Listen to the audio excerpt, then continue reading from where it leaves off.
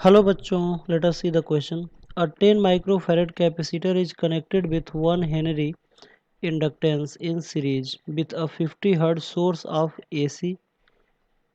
Calculate the impedance of the combination.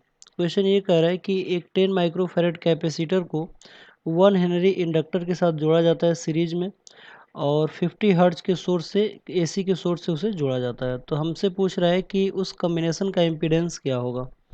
तो आइए देखते हैं इस क्वेश्चन का मेन की कॉन्सेप्ट क्या है, फिर इस क्वेश्चन को हम लोग सॉल्व करेंगे। तो की कॉन्सेप्ट में हम लोग समझेंगे कि वो कौन सा ऐसा कॉन्सेप्ट है जिसके बेस पर हम लोग इस क्वेश्चन को सॉल्व कर सकते हैं।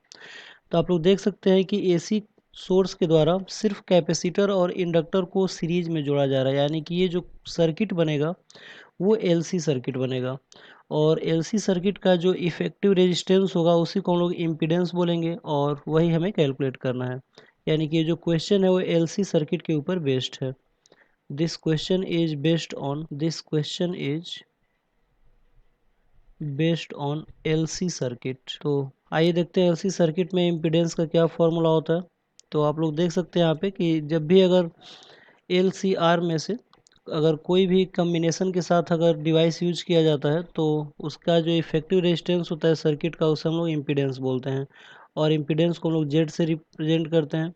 तो एलसी सर्किट का जो इम्पीडेंस का फार्मूला होता है उसका फार्मूला होता है एक्सएल माइनस एक्सी। यहाँ पे जो एक्सएल होता है वो इंडक्टिव रिएक्टेंस होता है और जो एक्सी होता है उसको कैपेसिटिव रिएक्टेंस बोलते हैं, ठीक है। और एक्सएल की जो वैल्यू होता है ये ओमेगा एल होता है और जो एक्सी की वैल्यू होता है ये होता है 1/ओमेगा सी।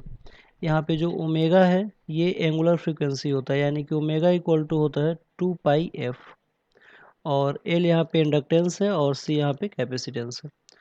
तो आइए इसकी वैल्यू को रख लेते हैं हम लोग। तो एक्सएल की जगह पे हम लोग रखेंगे ओमेगा एल माइनस और एक्सी की जगह पे रखेंगे 1/ओमेगा सी, ठीक है।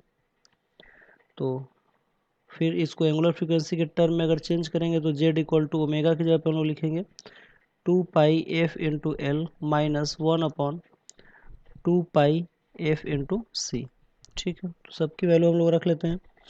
तो ये हो जाएगा जेड इक्वल टू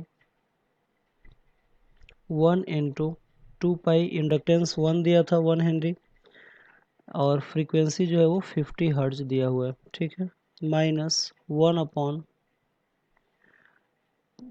इंटू 10 के पावर -6 हो जाएगा क्योंकि 10 माइक्रोफैरेड दिया हुआ था कैपेसिटेंस और इंटू 2 पाई इंटू 50 हर्ट्ज। तो इसको हम लोग सॉल्व करेंगे तो इसकी वैल्यू आएगा Z equal to 100 pi minus 10⁻³ तो इसको हम लोग आगे सॉल्व करेंगे तो ये हमें मिलेगा 100 पाई² माइनस 10⁻³ ठीक है। तो इस पाई की वैल्यू को जब रख के हम लोग सॉल्व करेंगे तो इसकी जो वैल्यू आएगी 4.15 ओम। तो इस क्वेश्चन का जो सही आंसर होगा वो होगा 4.15 ओम और इम्पीडेंस है और इस सर्किट का इफेक्टिव रेजिस्टेंस है इसलिए इसका यूनिट भी ओम होगा। तो आई होप आप लोगों को ये क्वेश्चन समझ में आया होगा। Thank you very much, good luck.